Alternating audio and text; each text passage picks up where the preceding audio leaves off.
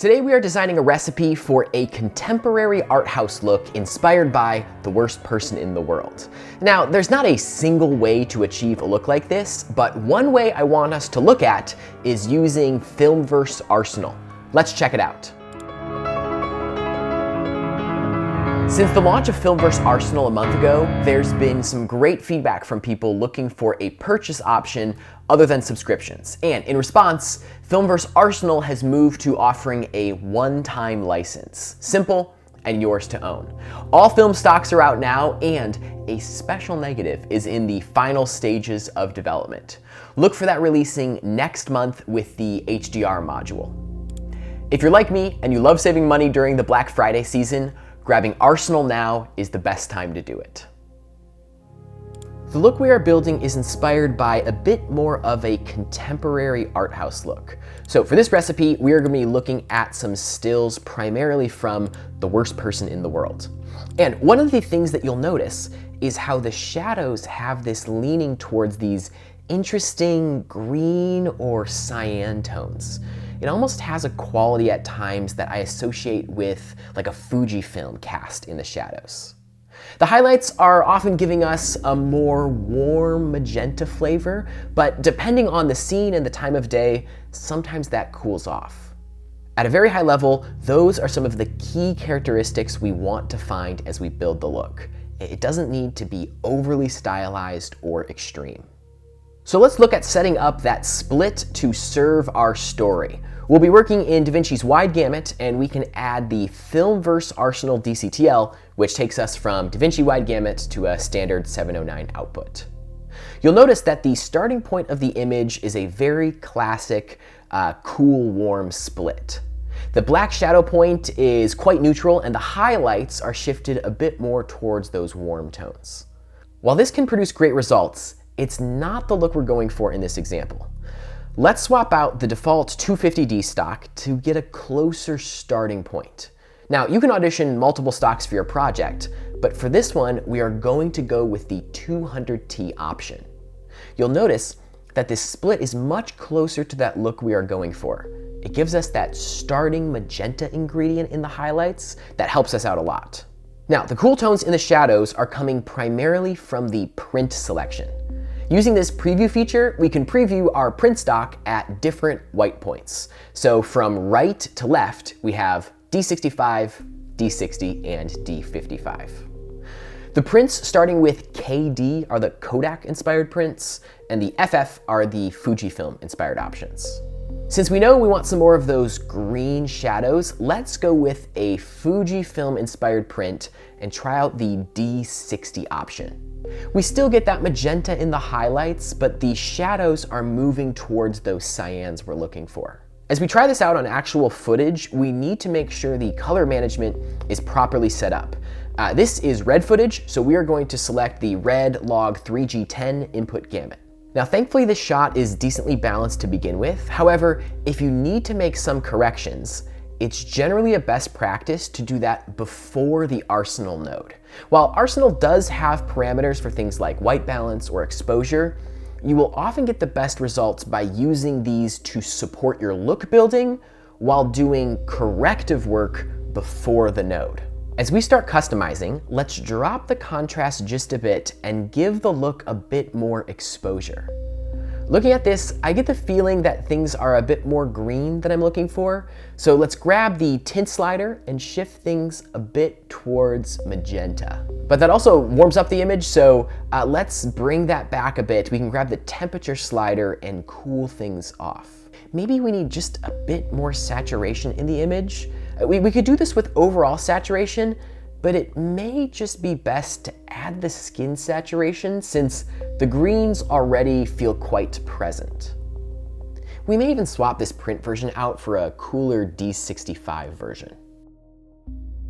Let's check this out with our inspiration images.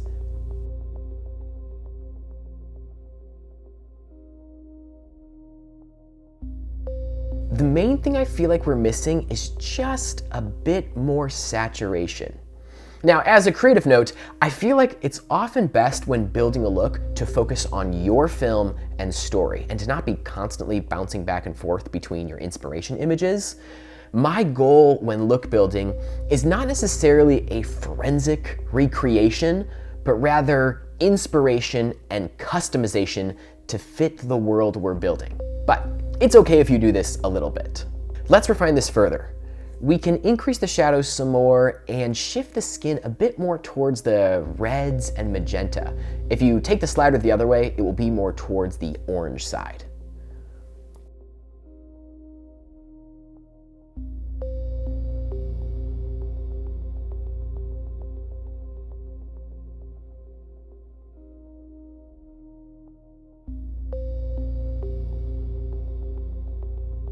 And if we reduce the highlights just a bit, I think we have a good first draft of this look.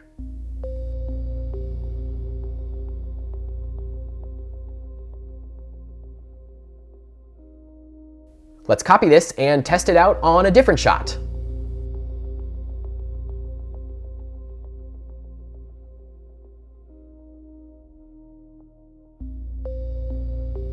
And overall, it's working. On this shot, I may want the road to be a bit more neutral, so let's fix that with the tint slider. And I'm actually feeling like an overall bump in saturation may be a good call, so let's do that.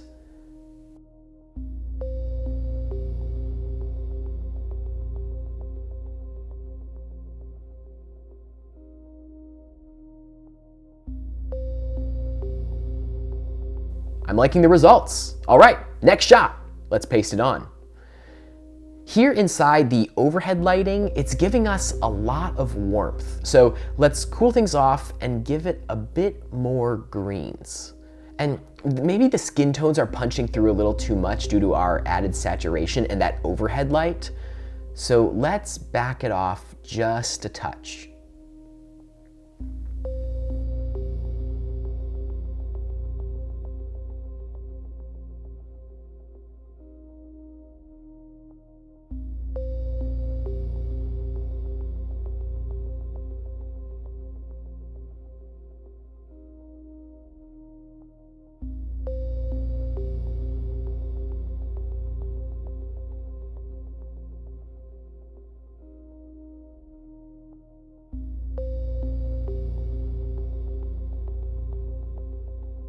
Looking good. Let's paste this onto a new shot.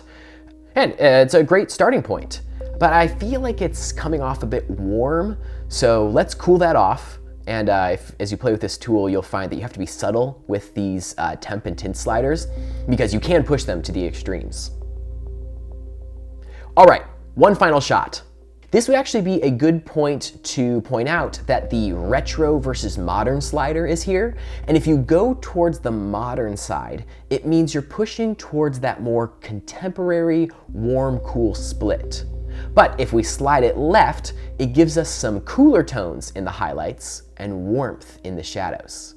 Just a good parameter to know exists when building looks. This can sometimes be used instead of temp and tint for a scene. Here's a variation just to show you. Let's finish things up with some texture. The footage is feeling a bit soft, so for this footage, we can gently nudge things a tiny bit sharper. It can help if you're looking for that additional clarity. I feel like whenever we're talking about sharpening and softening, it's such a delicate dance that you have to do. So I really encourage you to experiment around and find what serves your footage well. If we bring in the Filmverse texture options, you'll see type A and B. They're different algorithms for approaching textures. One is not inherently better than the other. I would encourage you audition them to find your own preferences. Overall, the 35mm option is looking good, but let's try out the 16mm as well. We can look at the tree canopy here to analyze the halation. For comparison, you'll notice that type A's halation has a bit more of a glowing feeling to it. This is based on a popular halation algorithm, but I have a preference for how type B solves this effect. To my eyes, the halation looks more like it is in the image and not on top of it. It's a more subtle application. It just has a way of affecting the edges in a way that I like. And we can adjust the color if wanted.